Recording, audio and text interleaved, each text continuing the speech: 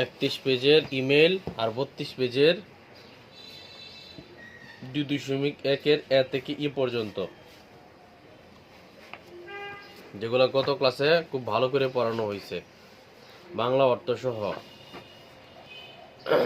31 পেজের ইমেল, এটা হচ্ছে তোমার অ্যাবাউট মাই কান্ট্রি, ইন্দোনেশিয়া সম্পর্কে। হ্যাঁ বুঝ মাথার ভিতরে ডুয়ার যে পড়াটা ডুয়ার যে মাথা, যেটা গত ক্লাসে পড়ানো হয়েছে বাংলা সহ। আমি এটা আবার পড়ে দিতেছি। আমি বলছিলাম এটা মুখস্থ করার জন্য, তা আমার বলার সময় তো মুখস্থ করছো না, এখন ঠিকই মুখস্থ করবা।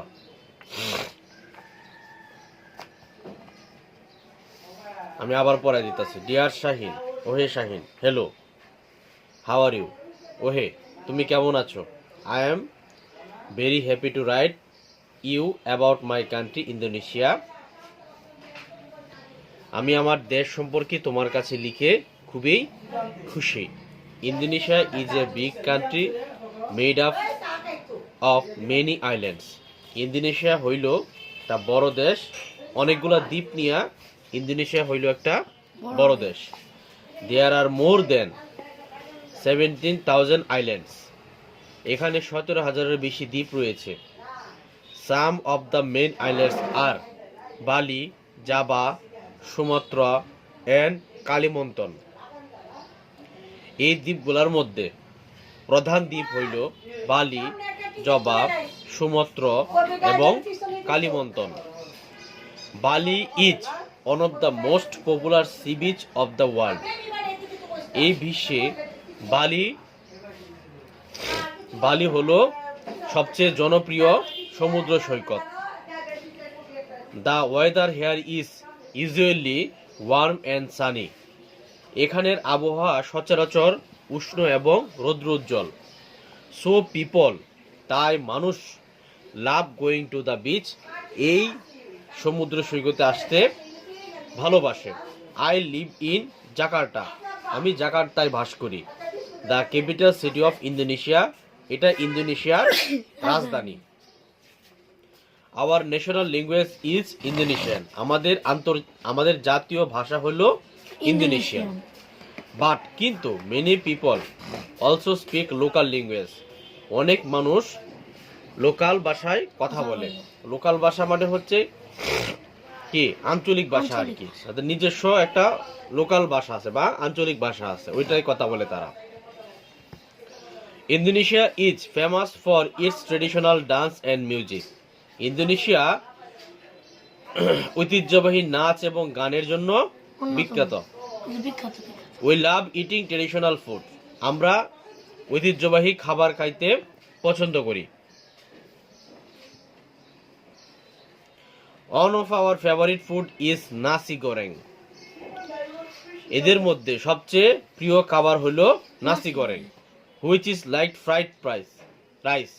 এটা হইলো ভাজা ভাত। এটা কি? ভাজা ভাত।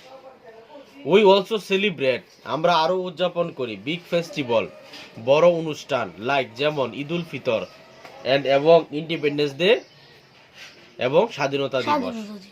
I hope someday you will visit Indonesia. আশা করি একদিন তুমি ইন্দোনেশিয়া আসবে এবং enjoy the beauty of my country, এবং আমার দেশের সৌন্দর্য উপভোগ করবে।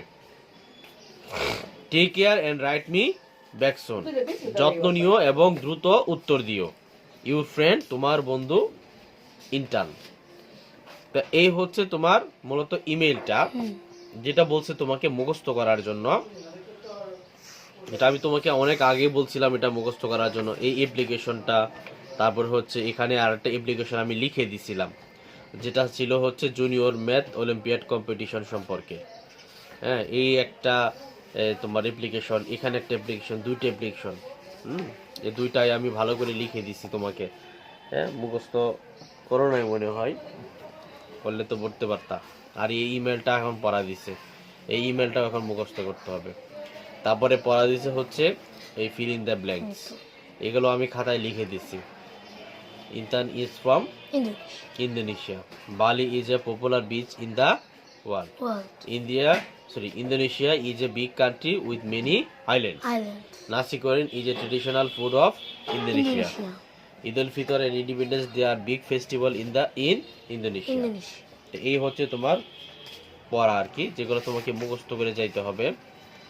আর আমরা মূলত ইউনিট 6 পুরোপুরিভাবে শেষ করছি এবং ইউনিট 6 এর একটা নতুন পড়াও দিছিলাম। সেটা হইলো তোমার দেশের একটা অনুষ্ঠান সম্পর্কে একটা ইমেল তোমার বন্ধুর কাছে পাঠানোর জন্য। ঠিক আছে?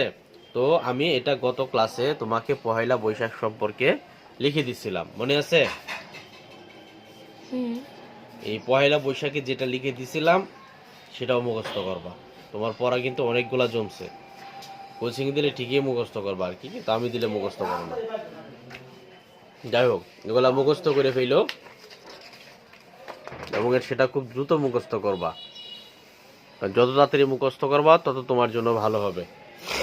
দেখো, আজকে আমাদের সবচেয়ে গুরুত্বপূর্ণ টপিক ইউনিট 7। কি? ইউনিট 7। আমাদের টোটাল ইউনিট হচ্ছে কয়টা বলো তো?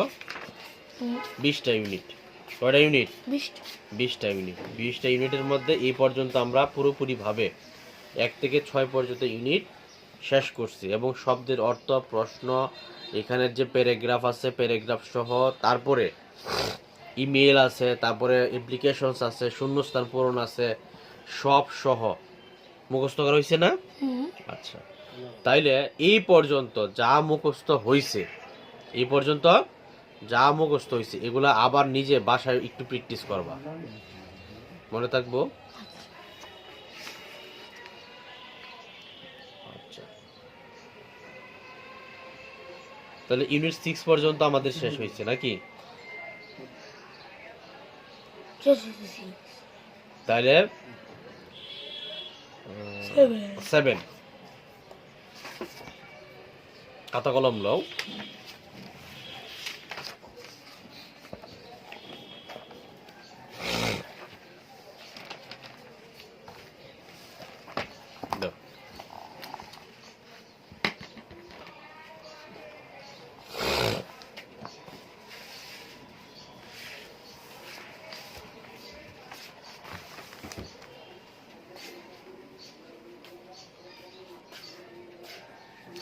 আজকে হলো ইউনিট 7 লেসন 1। ঠিক আছে? তো লেসন 1 এর মধ্যে দেখো প্রশ্ন করছি যে কি বলছে লেসন 1 এ? Look at the picture. কি বলছে? Look at the picture, ask and answer the following question in pairs. যে প্রশ্নর এখানে কিছু প্রশ্ন আছে, এগুলা কি করো? অনুসরণ করে জোড়ায় জোড়ায় উত্তর দিবা। ঠিক আছে? জি, এই যে নোট করছে বুঝছো, তুমি একটু দেখতেছে নোটটি ঠিক হয়েছে নি? যে নোটটি করছে আমি তো হেরে নোট করাইছি। এটাই তো ঠিক আছে নি? এটা দেখতেছে নোটটি এত ইয়ার ভিত্তে ভিত্তে বলো রে। আমি তোমার যে নোট করাই দিছি এটাতে পরে এই কোচিং এর সাথে মিলাইছো না? তাইলে সরাও, কলম সরাও, কলম সরাও।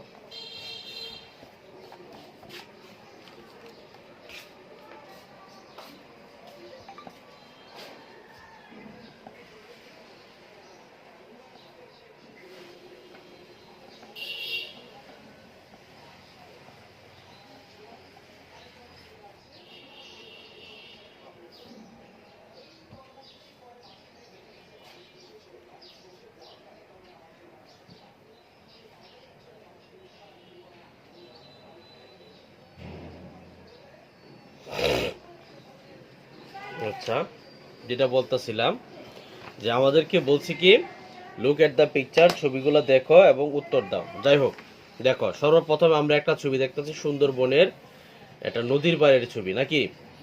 আচ্ছা, তারপর একটা বাঘ, তারপর একটা হরিণ। আচ্ছা, আমাদেরকে প্রথম প্রশ্ন করছে what do you see in the picture? What do you see in the pictures? এই ছবিগুলোতে তুমি কি দেখতে পাচ্ছ? ছবিগুলোতে তুমি কি দেখতে পাচ্ছ? তাহলে ছবিগুলোতে আমি কি দেখতে পাচ্ছি? ছবিতে একটা নদীর পাড়ে যেখানে ম্যানগ্রোভ গাছের মূল একটা রয়্যাল বেঙ্গল টাইগার এবং কিছু চিত্রা হরিণ দেখতে পাচ্ছি। তাহলে এটাই আমাদের প্রথম উত্তর, এ নাম্বার। এ নাম্বার উত্তরটা হচ্ছে কি, যে ছবিতে আমি কি দেখতেছি, ইন দ্য পিকচার্স প্রথমে লিখবা। In the picture. Yes. In the picture ছবিতে I see mangrove roots, mangrove roots in a river, in a river. তারপরে a royal Bengal tiger, royal Bengal tiger এবং সাম স্পটেড ডিয়ার,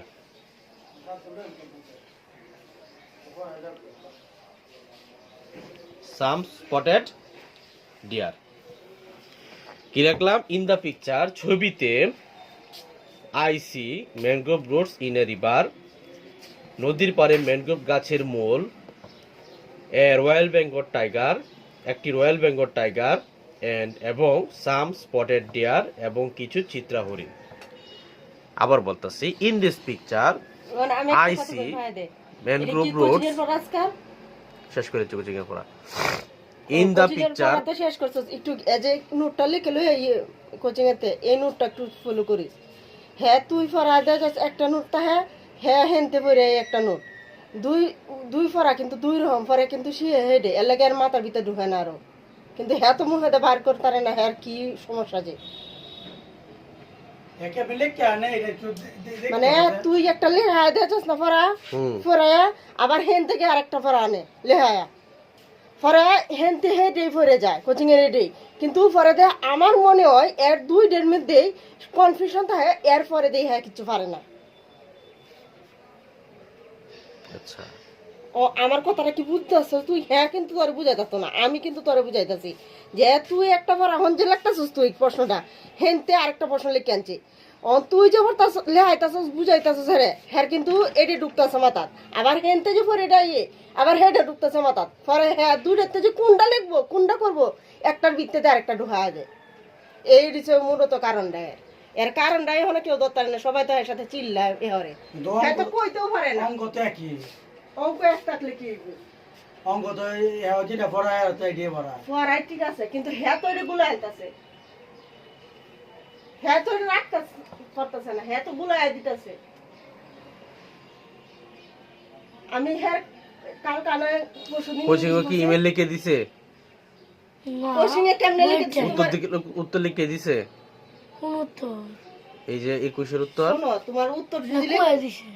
লিখে দিছে না তো, না, যদি লিখে দে তে মামারে দিবা। যাইবা আমার কথাটা বুঝছো তুমি? ইংরেজি, বিশেষ করে ইংরেজি যদি লিখে দাও আমারে দেখাইবা, কারণ আমি তোমার যে উত্তর দিতাছি কোচিংতে যে উত্তর দিতাছি এটা যদি মিলে তাহলে কোচিং এরটা বুঝাইম তোমারে, হ্যাঁ। আর যদি না মিলে তাহলে আমারটা পড়াইবাম।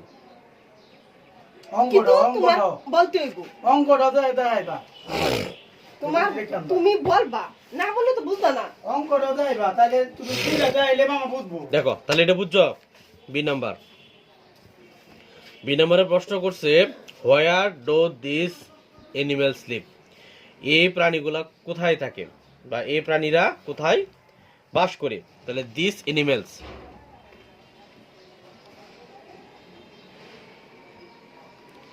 This animals live in the forest. Sundarban. বনের মধ্যে এক কোটি this animal live in the Sundarban, এই প্রাণীগুলা সুন্দরবনে বাস করে। C number, have you ever visit a forest, তুমি কি কখনো কোনো বন ভ্রমণ করেছ? নো, তাহলে এস যদি হয় এস, আর যদি নো হয় নো। যদি এস হয় উত্তরটা তাহলে কেমন হবে? S, I have visit a forest with my family, with my family, yes I have visited a forest with my family, হ্যাঁ আমি আমার পরিবারের সাথে একটি বন ভ্রমণ করেছি। যদি উত্তর হয় নো, তাহলে নো I have not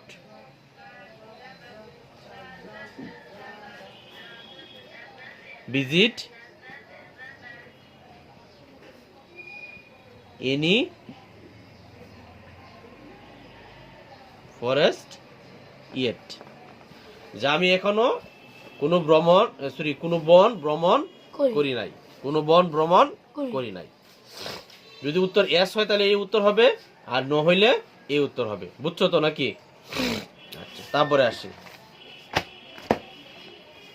তারপরে দেখো বলছে লিসেন এন্ড রিড, শুনো এবং পড়ো। সর্বপ্রথম তারা আলোচনা করতেছে যে বিষয়টা, মানে দা সুন্দরবনের কাহিনীটা আর কি এখানে আলোচনা করতেছে। দেখো, the Sundarbans is a large,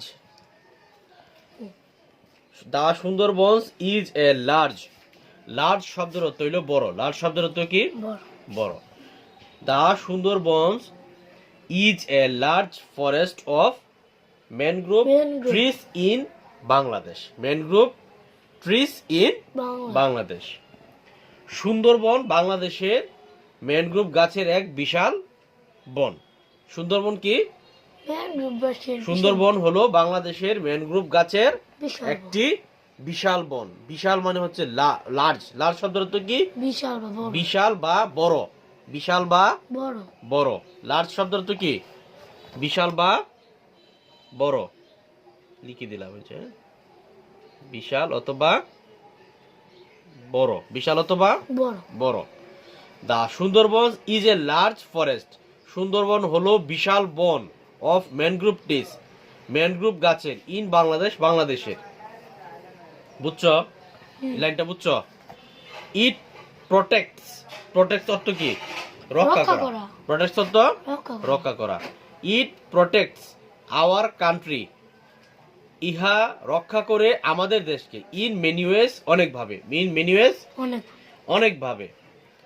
the strong roots, the strong roots, strong মানে শক্তিশালী, রুটস মানে শিকড়। দা স্ট্রং রুটস, শক্তিশালী শিকড়গুলো, of the mangrove trees, mangrove গাছের, সেভ দা ল্যান্ড, ভূমি বাঁচায়। সেভ দা ল্যান্ড মানে কি? ভূমি বাঁচায়। ফ্রম দা বিগ ওয়েভস, বড় বড় ঢেউ থেকে। কি থেকে? বড় ঢেউ থেকে।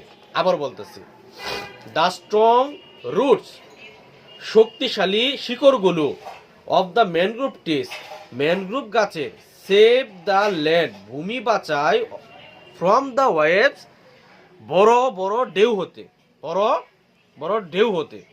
দা রুটস, শিকড়গুলো, কিপ আওয়ার ল্যান্ডস, আমাদের ভূমিকে রাখে, সেফ, নিরাপদ, সেফ, নিরাপদ, from coastal erosion, from coastal erosion.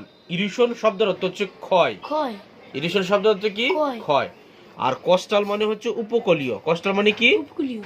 উপকূলীয়। ছোট করে লিখে দিলাম। হ্যাঁ, কোস্টাল শব্দের অর্থ কি? উপকূলীয়। তাহলে এটা উপকূলীয় ক্ষয় হইতে আমাদের কি রাখে? ভূমিকে নিরাপদ রাখে। The Sundarbans is the the Sundarban is in the south western part of Bangladesh, Sundarban বাংলাদেশের দক্ষিণ পশ্চিমাংশে অবস্থিত। কি বললাম? The Sundarbans is in the south western শব্দের অর্থ কি? দক্ষিণ পশ্চিমাংশ, মানে সাউথ ইস্টার্ন পার্ট। এটার অর্থ হলো দক্ষিণ পশ্চিমাংশ, দক্ষিণ পশ্চিমাংশ।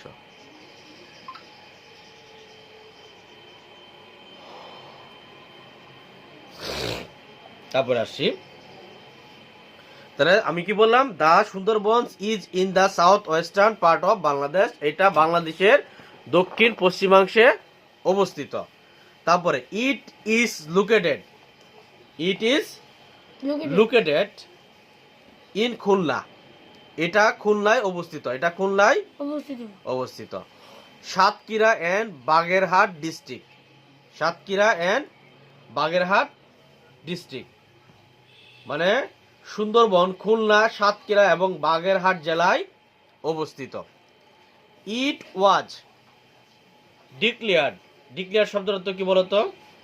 ঘোষণা। ডিক্লেয়ার অর্থ কি? ঘোষণা। ঘোষণা।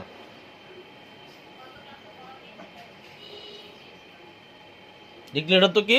ঘোষণা। ঘোষণা। It was declared a world heritage site by United Nations educational, scientific and cultural organization. পূর্ণরূপ কি? ইউনেস্কো। পূর্ণরূপ কি? ইউনেস্কো। ইউনেস্কো। এটা কিন্তু আসতে পারে পরীক্ষায়। ইউনেস্কো পূর্ণরূপ কি?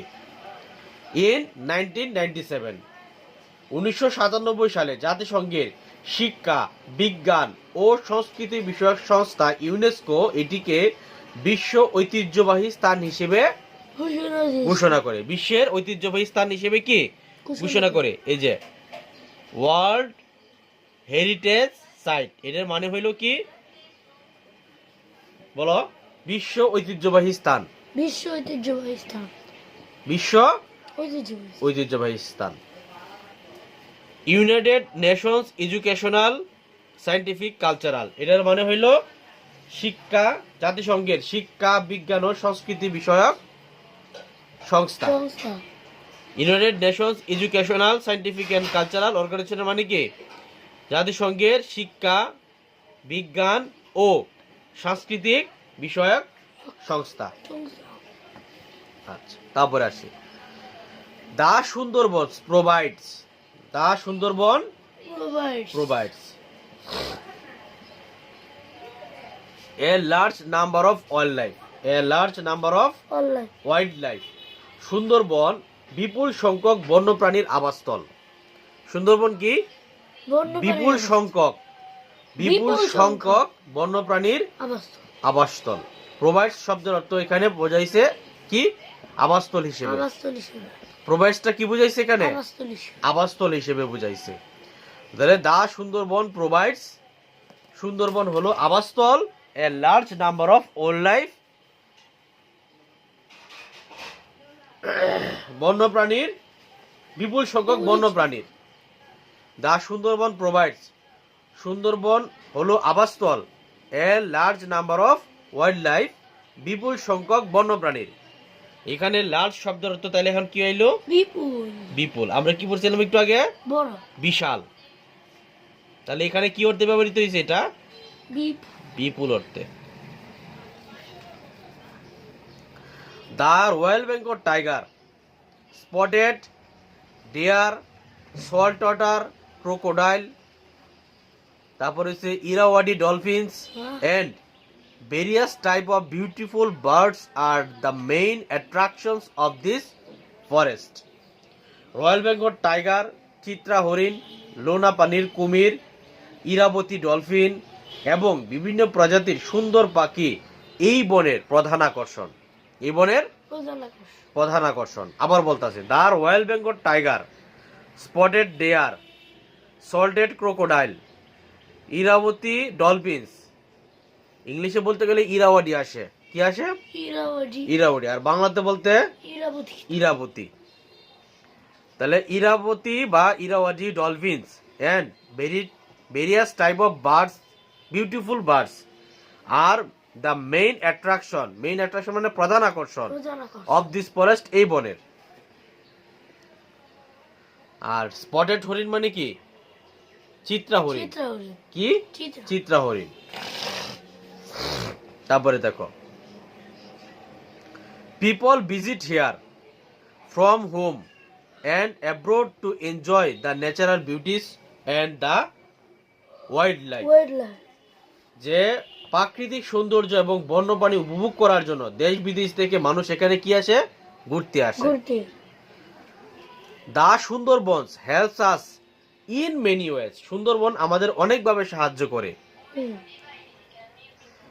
It guards our land from tsunamis, cyclones and tidal waves. এটা আমাদের ভূমিকে সুনামি, ঘূর্ণিঝড় এবং জলোচ্ছ্বাস থেকে রক্ষা করে। এই যে সুনামির ইংরেজি তো সুনামি, গার্ডস মানে রক্ষা, গার্ডস মানে কি? রক্ষা। রক্ষা করা। সুনামি মানে সুনামি, সাইক্লোন মানে সাইক্লোন, আর টাইডাল মানে কি? জলোচ্ছ্বাস। টাইডাল মানে কি? জলোচ্ছ্বাস। জলোচ্ছ্বাস। আর সাইক্লোন মানে সাইক্লোন, ঠিক আছে, আবার ঘূর্ণিঝড়। The Sundarban is a habitat. The Sundarban is a habitat for many endangered animal. Sundarban অনেক বিপন্ন প্রাণীর আবাসস্থল। হ্যাবিটেট মানে হ্যাবিটেট হচ্ছে শক্তিশালী। না না না, এখানে হ্যাবিটেট শব্দের অর্থ এই প্রোভাইডস এর মতো আবাসস্থল, ঠিক আছে? অবস্থা। হ্যাবিট আর প্রোভাইডস একই অর্থে ব্যবহৃত হয়েছে এখানে। The Sundarban is a habitat, Sundarban হইল আবাসস্থল ফর মেনি এন্ডেঞ্জার্ড, এটা হইল বিপন্ন প্রাণী। এন্ডেঞ্জার্ড এনিমেলস বলতে কি বোঝাইতেছে? বিপন্ন। বিপন্ন প্রাণী। তাহলে সুন্দরবন অনেক বিপন্ন প্রাণীর আবাসস্থল। It is also a good source of palm leaves, wood and honey. আচ্ছা, এটি গুল পাতা। পাম লিভস মানে কি? গুল পাতা। উড মানে হচ্ছে কাঠ। উড মানে কি? কাঠ। কাঠ। অ্যান্ড হানি এবং মধু। It is also a good source of palm leaves, wood and honey. এটা গুল পাতা, কাঠ এবং মধুর একটা ভালো উৎস। উচ্চ। Local people collect this resource for their livelihood. স্থানীয় মানুষ তাদের জীবিকা নির্বাহের জন্য এই সম্পদগুলা কি করে? খায়। সংগ্রহ করে। বেটা, সংগ্রহ। কালেক্ট শব্দটা তো কি? সংগ্রহ। সংগ্রহ করা। লোকাল পিপল কালেক্ট, স্থানীয় মানুষজন সংগ্রহ করে। দিস রিসোর্স, এই উৎসগুলা বা এই সম্পদগুলা, ফর দেয়ার লিভিহুড। লিভিলিহুড কি আবার? লিভিলিহুড মানে হচ্ছে জীবন জীবিকা বা জীবিকা নির্বাহ। স্থানীয় মানুষ তাদের জীবিকা নির্বাহের জন্য এই সম্পদগুলা সংগ্রহ করে। টু কিপ আওয়ার কান্ট্রি, আমাদের দেশকে রাখতে, সেফ নিরাপদ, ফ্রম ন্যাচারাল ডিজাস্টার, প্রাকৃতিক দুর্যোগ থেকে, উই শুড আমাদের উচিত, প্রটেক্ট দ্য সুন্দরবন, সুন্দরবনকে রক্ষা করা। সুন্দরবনকে রক্ষা করা। বাংলা বুঝছো? আজকে এস পর্যন্ত থাকুক। 35-36 পৃষ্ঠা ইউনিট 7 এর, নাকি? আগামীকালকে প্রশ্ন আলোচনা করব, এরপর আমরা 8 এ চলে যাব। আগামীকালকে 7 শেষ করে দিব। নো কোচিংয়ের পরে একটু দিলে না এ লাগবো মোবাইল না লাগবে দিলা হাতারি দে তারা ডাকছি সে ডাক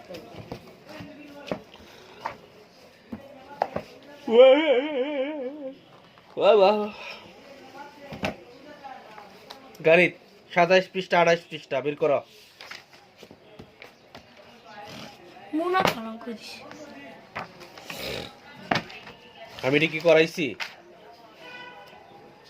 এটি করেছি। গতকাল গেতে করাইলাম এটা।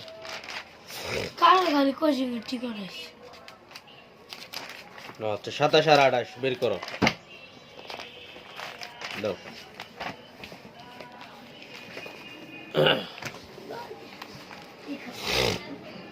দ্বিতীয় অধ্যায় না এগুলা? দেখো 27 পৃষ্ঠা। 27 পৃষ্ঠার অঙ্কটা কি বলছে? একটা কুয়া করতে 8 জন ব্যক্তির 2 দিন সময় লাগে। 8 জন ব্যক্তির 2 দিন সময় লাগে। তাহলে 2 জন ব্যক্তির ওই কুয়াটা করতে কতদিন সময় লাগবে? অঙ্ক তো কইরেই দিচ্ছে তারা। তাহলে একটা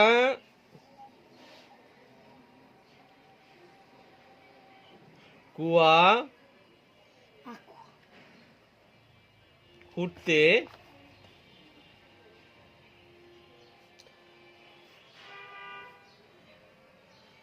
8 জন ব্যক্তির লাগে 2 দিন। তাহলে একজন ব্যক্তির লাগে কতদিন? 8 গুণ 2 দিন, 16 দিন। তাহলে 2 জন ব্যক্তির লাগে 8 গুণ বাঙ্গালে হয় না কি? 8 গুণ 16 লেখা পারে সে বলে।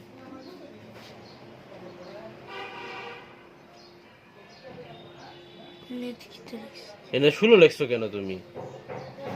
এটা তো 2 হবে, 2।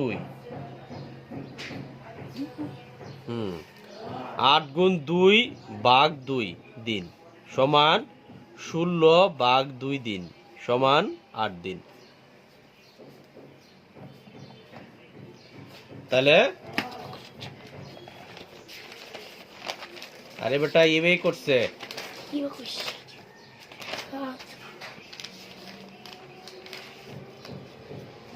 কত বৃষ্টি হয়েছে।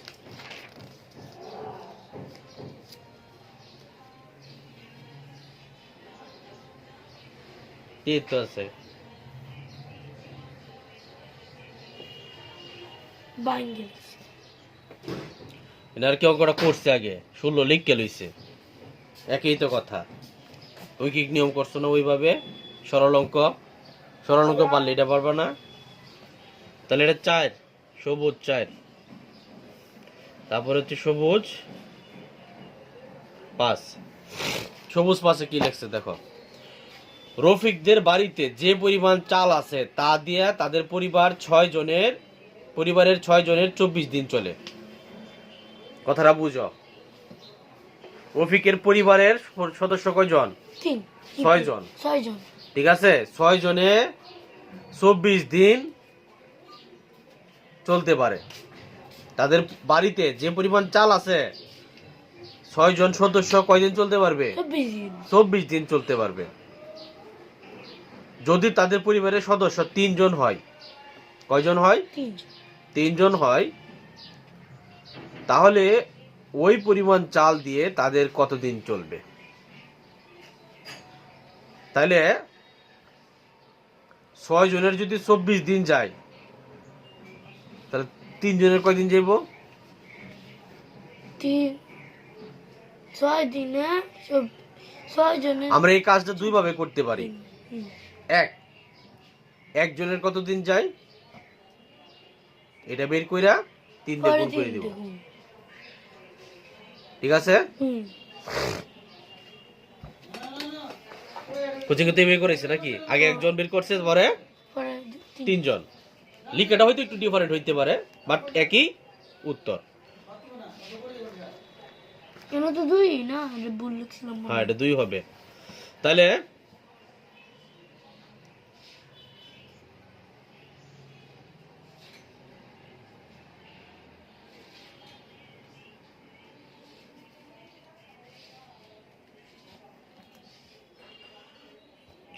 ছয় জনের জন্য চাল লাগে, সরি 6 জনের জন্য চাল, কথাটা কিভাবে লিখছি? 6 জনের জন্য চাল লাগে 24 দিন নাকি? কথাটা কিভাবে হবে, কিভাবে লিখবো কথাটা? রফিকের বাড়িতে 6 জনের চাল লাগে। হ্যাঁ, এটাই তো, 6 জনের চাল লাগে 24 দিন। 6 জনের চাল লাগে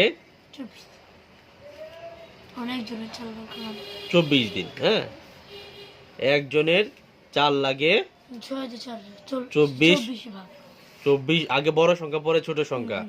24 ভাগ 6 সমান 4 দিন।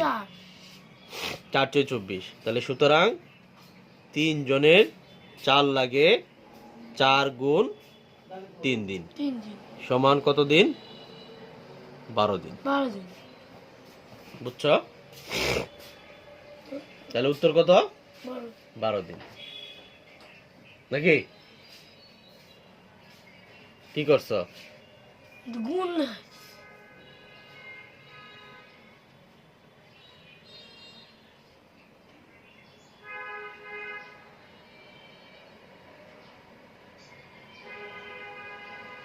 ওহো,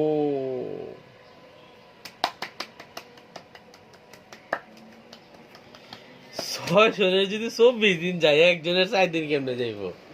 তাহলে তো গুণই হবে। ঠিক আছে, ঠিক আছে, ঠিক আছে। প্রথমে গুণ হবে, পরে ভাগ হবে। প্রথমে গুণ হবে, পরে ভাগ হবে। ওইটা ওই রকম ভাবে না যে ভাগ করে তারপরে একজনের হিসাব বের করব। ঠিক আছে, তাহলে 6 জনের যদি 24 দিন লাগে একটা কাজ শেষ করতে, সরি চাল কাইতে, তাহলে একজনের তারও বেশি লাগবে। একদিনে বেশি লাগবে না? তাহলে 6 দিয়ে গুণ করলে কত হবে? 4 × 4 = 24, 4 হাতের আছে 2, 6 দোকানে 12, 13 14, 14 তার মানে 140 দিন। 140 দিন। তাহলে 3 জনের লাগবে হচ্ছে,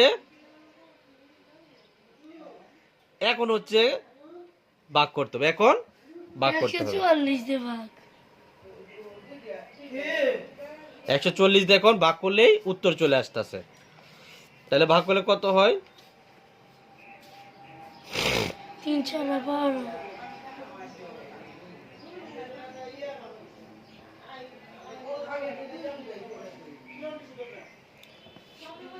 4 নম্বর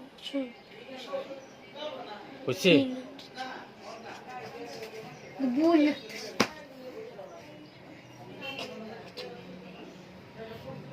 আমি ভুল লিখছি। কি দেখছ? ও আচ্ছা, 14 না তো। তুমি বাদ দিলে বলে একটা আল্লাহ আল্লাহ। আমি তো তোমার মতো হয়ে গেছি গো, 3 × 8 = 24। দেখছো নূর, আমি তোমার মতো হয়ে গেছি। তাহলে 48 দিন। উত্তর কত? 8 তাহলে 3 জনে কত দিন লাগবো? 48 দিন। বুঝছো? আবার বুঝাইতাছি। 6 জনের 4 লাগে কত দিনে? 24 দিন। তাহলে 6 দিনের যদি 24 জন লাগে, আস্তে আস্তে যদি কমে তাহলে আরো কমবে না? তাহলে একজনের কত দিন লাগে? তাহলে যদি 6 জনের যদি 6 রে যদি আমরা 24 দিয়ে গুণ করি, তাহলে তো একদিনের একজনেরটা পাবো নাকি? এখন যদি 3 জনেরটা বের করতে যাই, ভাগ তাহলে ভাগ করতে হবে। একজনেরটা দেয়া ভাগ করলেই আমরা 48 দিন পেয়ে যাব। 12 সহজ হিসাব হইলো। এনে কত জন? 6 আর এনে কত? 24। তাহলে এনো ভাগ হইছে কত? এনো কত বাদ গেছে? 3 জন বাদ গেছে না? হ্যাঁ তাহলে 3 জন বাদ গেলে সময় কি বাড়বো না কমবো? বাড়বো। বাড়বো। বাড়বো না? তাহলে এনো ভাগ কত হইছে? 2 না? আর এদিক দিয়ে 2 গুণ হইব। এটা হচ্ছে শর্টকাট নিয়ম।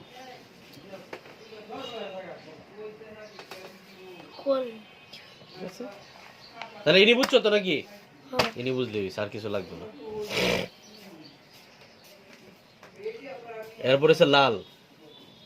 ল 2। ল 2 কি কইছে দেখো। রিয়া দোকান থেকে 24টা পেন্সিল কিনলো 288 টাকা দিয়া। কয়টা পেন্সিল কিনছে? 200 কয়টা পেন্সিল কিনছে? 24টা। 24টা কত টাকা দিয়ে কিনছে? 288 টাকা দিয়া। কত টাকা দিয়া? 88 288 টাকা দিয়া। তারপরে সে কি করলো? 36টা পেন্সিল কিনলো। কয় টাকা পেন্সিল কিনছে? 36টা। আচ্ছা আচ্ছা, যদি সে কিনতো তাহলে কয় টাকা লাগতো? তাহলে 24টা যদি 288 টাকা হয়, তার মানে 36টা অনেক বেশি না? তাহলে এটাকে আমরা একটা নিয়ম করতে পারি, এই যে আগের নিয়মটাতে, যে নিয়মটাতে আমরা ভুল করছি। প্রথমে ভাগ করে পরে গুণ। এই নিয়মটা দিয়ে করি নাকি? নাকি কোচিং এই নিয়ম করছে নাকি? এই নিয়মই করছে। হ্যাঁ ঠিক আছে, প্রথমে ভাগ পরে গুণ। এদিকে দেখো, এদিকে দেখো। তাহলে 24টি পেন্সিলের দাম কত? 288 টাকা। 24টি পেন্সিলের দাম বা ক্রয় মূল্য লিখতে পারো। ক্রয় মূল্য পেন্সিল 288 টাকা। একটা পেন্সিলের দাম পেন্সিলের দাম 288 ভাগ 24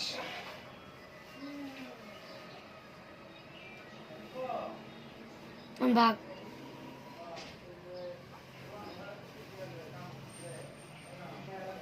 কত?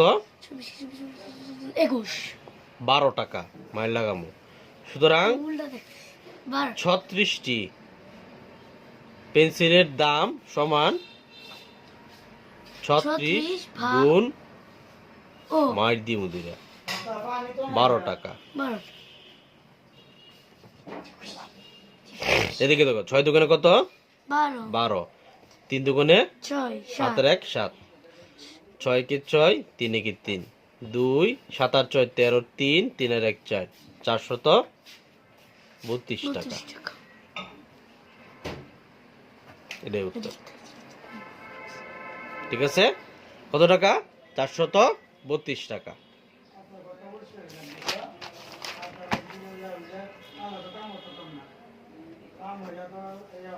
দেখো কি বলছে, 2000 টাকা বিনিয়োগ করছে। কয় হাজার টাকা 2000 বিনিয়োগ করে মুনাফা হয়েছে 200 টাকা। কত টাকা?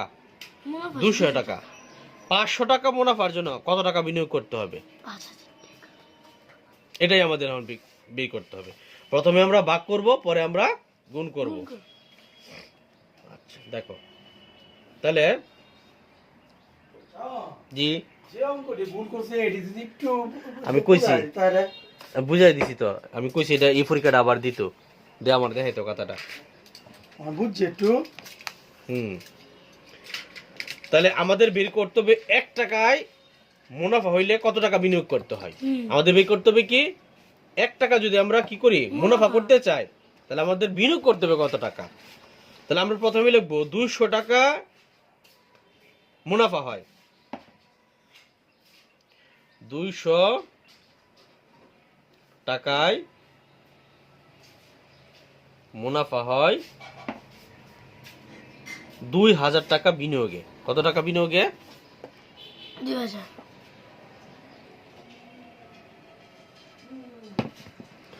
2000 টাকা বিনিয়োগে 1 টাকায় মুনাফা হয়।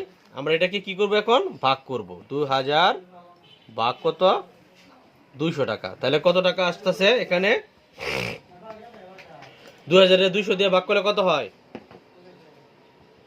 2200 ভাগ দিলে 10 10 10 টাকা বিনিয়োগে। সুতরাং 500 টাকায় মুনাফা হয়, কি করবো এটারে?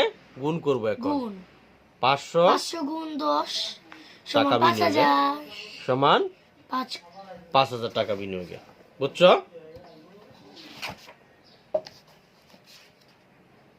ও নো।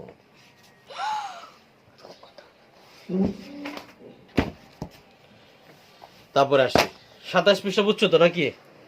এবার 28 দেখো, সার্বিয়া প্রথম 28 পৃষ্ঠা 1 নাম্বার কইছে হিসাব করার লাগে। হিসাবটা দেখো, 78 বিয়োগ তৃতীয় বন্ধনী, নোর এদিকে মনোযোগ দাও, 56 যোগ দ্বিতীয় বন্ধনী 165 বিয়োগ প্রথম বন্ধনী 48 ভাগ 6 গুণ 9 প্রথম বন্ধনী শেষ গুণ 2 দ্বিতীয় বন্ধনী শেষ তৃতীয় বন্ধনী শেষ সমান 78 বিয়োগ 56 যোগ দ্বিতীয় বন্ধনী 165 বিয়োগ প্রথম বন্ধনীর কাজের আগে কার কাজ আগে হইব? গুণ নাকি ভাগ? বলো। গুণ কার কাজ আগে হইব? কার কাজ আগে? কার কাজ আগে? ভাগ ভাগ ভাগ নামাতে বলো, 6 নামাতে বলো। 6 কে 6 4 3 6 18 7 6 24 5 6 3 6 6 7 6 48 তাহলে কি হবে? 8। প্রথম বই উড়াবো না ওটাই তো। না। তাহলে 6টা 48 48। তাহলে 8 গুণ কত? 9। 9 প্রথম বন্ধনী শেষ 2 দ্বিতীয় বন্ধনী শেষ তৃতীয় বন্ধনী শেষ। পরে দেখো 78 বিয়োগ 56 যোগ, এখন প্রথম বন্ধনী শেষ হবে। কত বন্ধনী শেষ হবে? তাহলে 165 বিয়োগ 8 নং কত?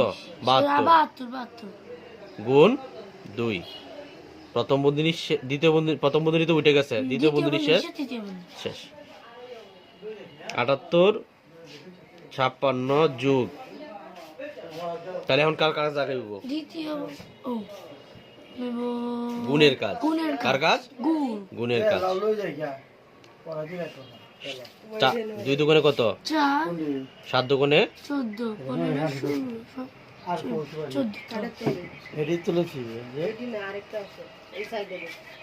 এখন দ্বিতীয় বন্ধনী শেষ হবে। তাহলে কত হবে বলো তো? 1 2 4 5 1 আর হচ্ছে 2 21 তৃতীয় বন্ধনী শেষ।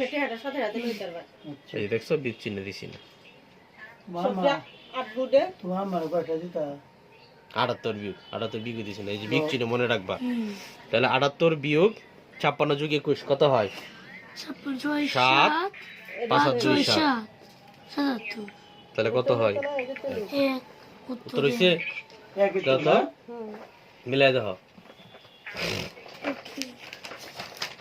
বাজারে ভেগানতাম হ্যাঁ ঠিক আছে, বুঝছো?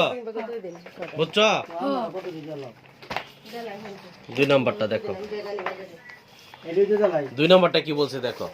2 নাম্বারটা বলছে 12টা কলমের দাম 180 টাকা। কয়টা কলমের দাম? 12টা 25টা কলম কিনতে কয় টাকা লাগবে?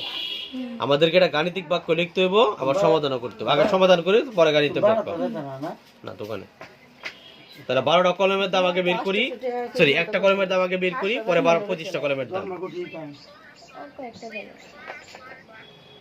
তাহলে 12টি কলমের দাম বা মূল্য দাম কত টাকা? 180 টাকা। 180 টাকা। একটা কলমের দাম 180 ভাগ 12 12 টাকা সমান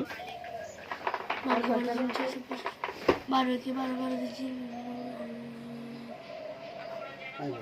তাহলে কত? 6 60 5 12 60। পরে কত টাকা হয়েছে এখন? 15 টাকা।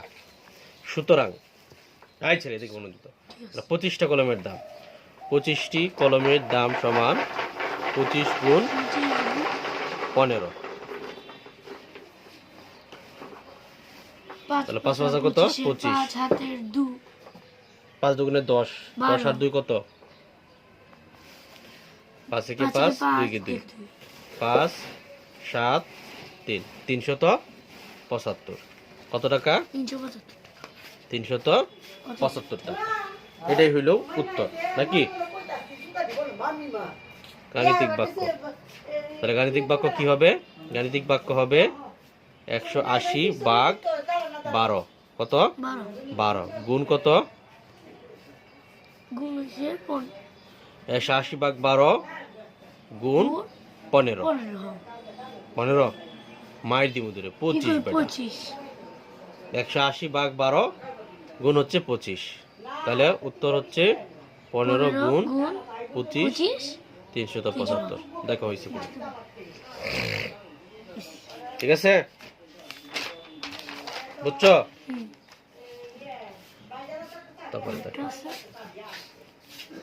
তারপরেটা কি কইছে?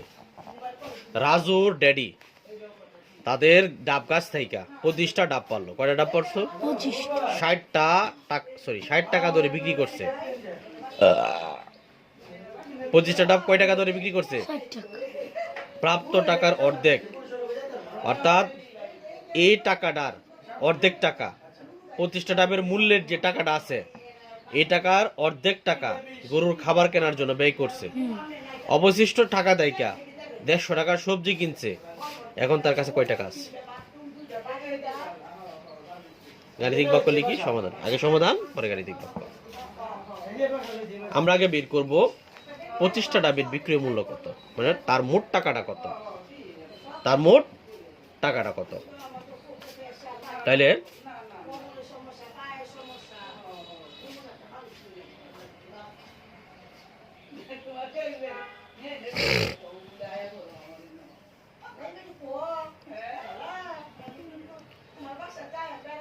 একটি ডাবের বিক্রয় মূল্য সমান 60 টাকা। কত টাকা? তাহলে 25টি ডাবের বিক্রয় মূল্য সমান 60 গুণ 25 টাকা সমান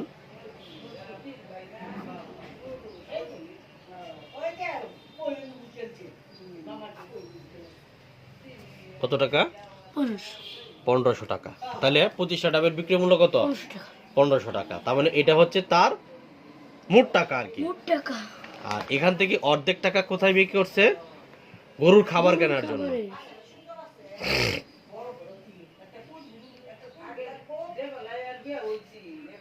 গরুর খাবার কিনলেন কত টাকা দিয়া? প্রাপ্ত টাকার অর্ধেক। প্রাপ্ত টাকার কি? প্রাপ্ত টাকার অর্ধেক। কত টাকা? অর্ধেক। সুতরাং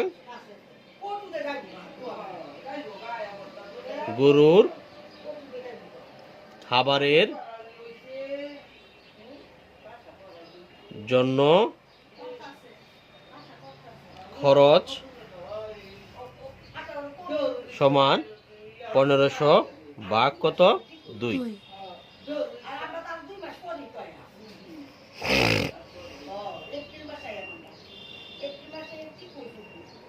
7 দুগুণে 14, 5 দুগুণে 10, 0 0 0, 750 টাকা হইলো গরুর খাবার। 750 টাকা হইলো গরুর গরুর খাবার। তাহলে 750 টাকা যদি গরুর খাবার হয়, তাহলে আর তার কাছে কত বাকি আছে? 750 টাকা বাকি আছে। এই টাকার থেকে তার সে 150 টাকার সবজি কিনছে। কয় টাকা সবজি কিনছে?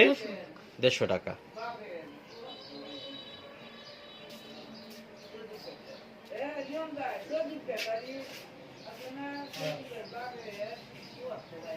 তাহলে রাজুর বাবার অবশিষ্ট টাকা কত?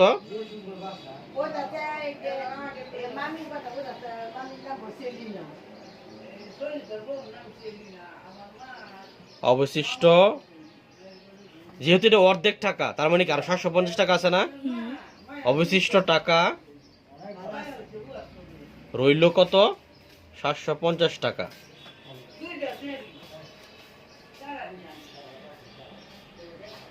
তিনি সবজি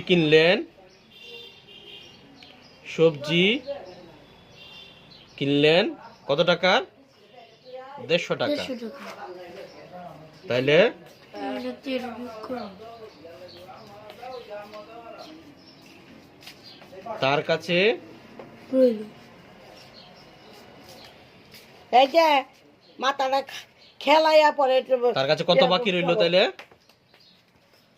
বা তার কাছে অবশিষ্ট রইল, অবশিষ্ট লিখি, অবশিষ্ট রইল কত?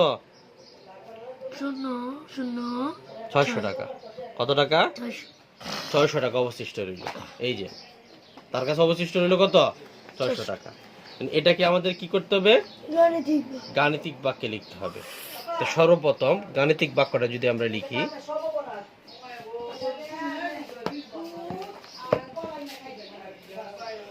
তার গাণিতিক বাক্যটা কি হবে? সর্বপ্রথম আমরা 60 দিয়ে গুণ করলাম কত? 25। এটারে আমরা ভাগ করলাম কত দিয়া? 2 দিয়া। হ্যাঁ, তারপর এই ভাগফলকে, অর্থাৎ 750 টাকা যে বাকি রইল, এই টাকাটা থেকে আমরা আবার বিয়োগ করলাম 150 টাকা। কত টাকা? 150 টাকা। এটা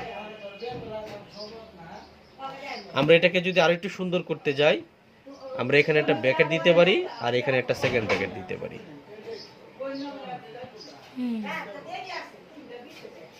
বুঝছো? তাহলে 60 গুণ 25 মানে কত? 1500 ভাগ কত? 2। তাহলে কত টাকা?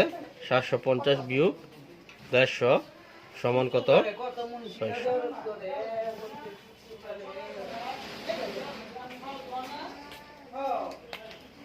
বুঝছো? এটাই উত্তর। করাইছি রে? আচ্ছা, করাইলে তুমি বুঝে নিও, মিলাই নিও। হ্যাঁ, কাউকে মিলাই নিও। তারপরে দেখো 4 নাম্বার কি বলছে দেখো। যদি 8 কেজি আটার মূল্য 384 টাকা হয়, তাহলে 4320 টাকা দিয়ে কত কেজি আটা কিনা যাবে? তাহলে 384 টাকা দিয়ে কয় কেজি কিনা যায়? 8 কেজি। তাহলে 4320 টাকা দিয়ে কয় কেজি কিনা যাইব? এটাই আমাদের এখন বের করতে হবে। তাহলে আমরা লিখবো 300, এটা কি গাণিতিক বাক্য লিখবো? না, গাণিতিক বাক্য লাগবে না। তাহলে 384 টাকা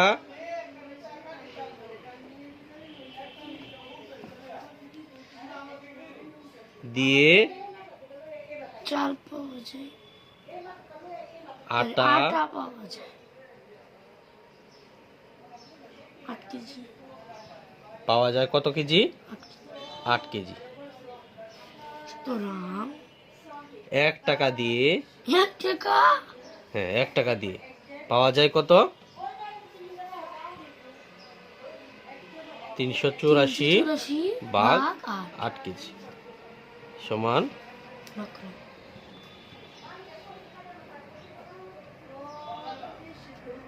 চারটা 32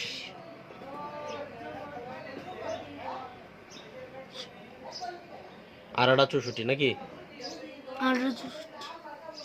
তাহলে কত?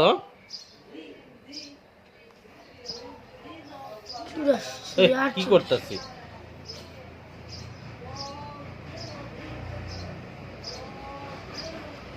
ভুল করছি নাকি? 384 টাকা দিয়ে যদি 8 কেজি হয় তাহলে 1 টাকা দিয়ে কি 48 কেজি পাওয়া সম্ভব? বালাই রে বনো এই গুণ হইবো তো তো বালাই কি 48 কেজি 1-2 কেজি হইলো তো কথা আছে একটা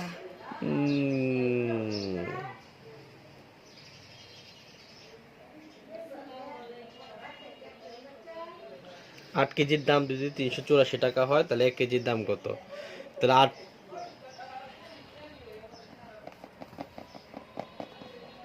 আচ্ছা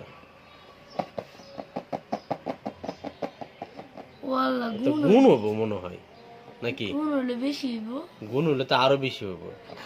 আমার মনে উল্লাপাল্লা হয়েছে অঙ্ক আমি কিছু একটা 8 কেজি চালের দাম এত টাকা না না না আমাদের তো চাইছে কি এত টাকা দিয়ে আমরা কত কেজি আটা কিনবো? 8 কেজি টাকা 8 কেজির মূল্য হচ্ছে 384 টাকা। হ্যাঁ তাহলে 4320 টাকা দিয়ে কত কেজি আটা পাওয়া যাবে?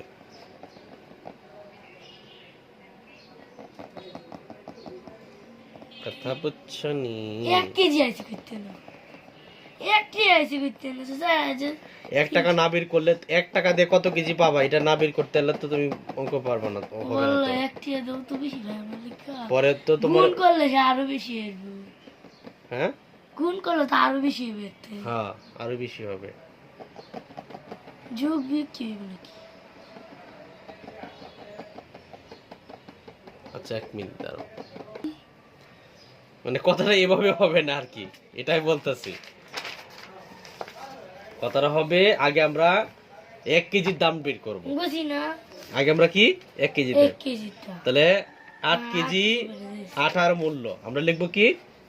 কইছিলাম না 8 কেজি আটার মূল্য এত টাকা 8 কেজি আটার মূল্য আমি তো এমনি করছিলাম দি তুমি কি কও? 8 কেজি ঠিক আছে আটার মূল্য সমান কত? 384 টাকা। 1 কেজি আটার মূল্য 384 ভাগ 8 টাকা সমান 48 টাকা। কত টাকা? 48। কেমনে হইলো? এই যে এখানে যে ভাগ করছিলাম এটা। তাহলে 1 কেজি আটার মূল্য পেলাম কত? 48 টাকা। তাহলে 4320 টাকা দিয়ে কত কেজি আটা কিনা যাবে? এটাই মূলত আমাদের এখন বিক করতে হবে। তাহলে 1 কেজি আটার মূল্য কত পাইলাম? 84 টাকা বা 48 টাকায় আটা পাওয়া যায় 1 কেজি। এখন হইব হ্যাঁ এখন এই কথাটা লিখতে হবে। সুতরাং 48 টাকায় আটা পাওয়া যায় 1 কেজি।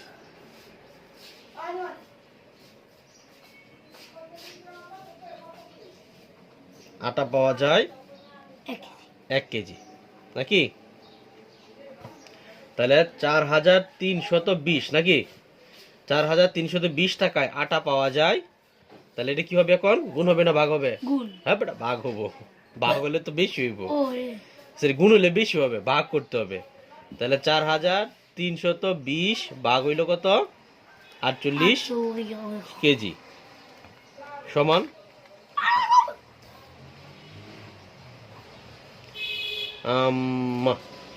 বেশি নিতে হবে। কত? 48 নয় কত? 8 নং 72, 72 2 300 432 0 0 0 0 0 0। তাহলে কত কেজি?